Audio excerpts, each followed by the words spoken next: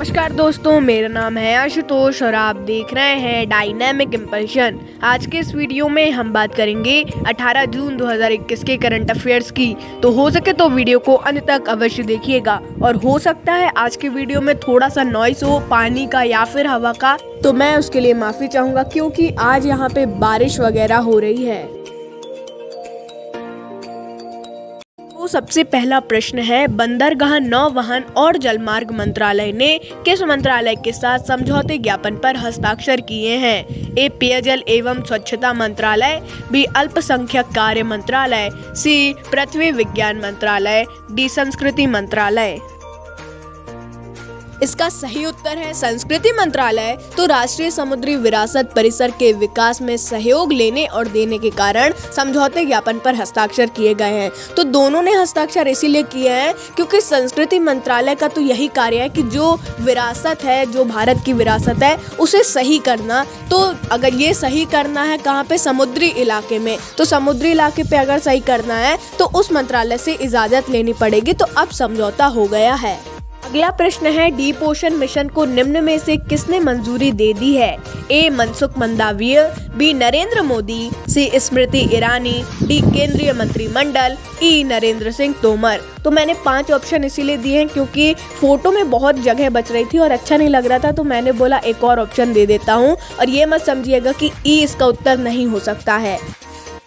इसका सही उत्तर है केंद्रीय मंत्रिमंडल। तो ई नहीं है इसका उत्तर, लेकिन मैंने कंफ्यूज करने के लिए बोल दिया था। तो भारत के केंद्रीय मंत्रिमंडल ने डीप ओशन मिशन को मंजूरी दे दी है और 4000 करोड़ रुपए आवंटित भी कर दिए हैं। और यह सारा कार्य पृथ्वी विज्ञान मंत्रालय के अधीन में किया जा रहा है। तो ये कार्य जरूरी है क्योंकि अब जैसे कि जलवायु परिवर्तन हो रहा है, तो इससे कुछ ना कुछ जुड़ा है। हर एक चीज, प्रकृति किसी न किसी चीज से जुड़ी हुई है। तो डीप ओशन मिशन में एक टीम जाएगी ओशन के अंदर, समुद्र के अंदर, और सारी चीजें वो टेस्ट वगैरह करेगी और उसके बाद अपने को आंसर या फिर जो टेस्ट का रिजल्ट है वो बताएगी।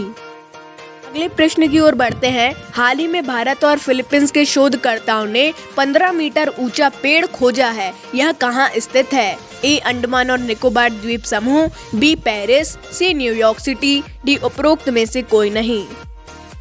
इसका सही उत्तर है अंडमान और निकोबार द्वीप समूह। तो हाल ही में भारत और फिलीपींस के शोधकर्ताओं ने एक नई प्रजाति का 15 मीटर लंबा पेड़ खोजा है। तो ये अंडमान और निकोबार में स्थित है और ये उनके लिए एक रिकॉर्ड ही आप समझ सकते हैं। अगला प्रश्न है, हाल ही में किस राज्य ने छोटे बच्चों के लिए मुफ्त मेडिकेयर सुविधाएं उपलब्ध कराने की घोषणा की है? ए, तेलंगाना, बी, अरुणाचल प्रदेश, सी, तमिलनाडु, डी, आंध्र प्रदेश। इसका सही उत्तर है आंध्र प्रदेश। तो आंध्र प्रदेश के मुख्यमंत्री जगन मोहन रेड्डी ने घोषणा की है कि कुछ समय में बाल चिकित्सा के मामलों में विशेष व्यवस्था करेंगे और पूरे राज्य में कुछ दूरियों में हेल्थ हब खोलेंगे और ये प्रशिक्षण भी देंगे डॉक्टर्स को कि बच्चों को कैसे एक अच्छे तरीके से उनकी व्यवस्था की जा सकती है। तो ये एक अच्छी बात है, ऐसा शायद केंद्र सरकार भी करे। अगला प्रश्न है, रिपोर्टेड डोंट शेयर इट पहल की शुरुआत किस कंपनी ने की है? ए, व्हाट्सएप, बी, टेलीग्राम, सी, कूऐप, डी, फेसबुक। इसका सही उत्तर है फेसबुक। तो फेसबुक कंपनी ने रिपोर्टेड डोंट शेयर इट पहल की शुरुआत की है और इसके तहत अपील की जा रही है कि अगर आपको कोई ऐसा वीडियो फेसबुक पर दिखता है जिसमें छोटे बच्चों के साथ दुर्व्यवहार या फिर उनके साथ मारपीट की जा रही है, तो आप उस वीडियो को आगे शेयर ना करें और 1098 पे आप कॉल करके बताएं, या फिर अगर आप उसको रिपोर्ट करेंगे, जल्दी एक ऑप्शन आने वाला है तो फेसबुक उसे 1098 पे भेजेगी जो कि चाइल्ड हेल्पलाइन है। तो मुझे ऐसा लगता है कि फेसबुक को अभी तो चाइल्ड हेल्पलाइन तो ठीक है, लेकिन कोविड-19 के साथ थोड़े पहले व्हाट्सएप और इंस्टाग्राम के लिए भी ऐसा करना चाहिए था क्योंकि बहुत ही ज्यादा अफवाहें फैल रही थी व्हाट्सएप और इंस्टाग्राम पे और बहुत से लोग उसे सही भी मान रहे थे। अगला प्रश्न है, निम्न में से किस बैंक ने डैश स्टैक फॉर कॉर्पोरेशन को शुरू किया है?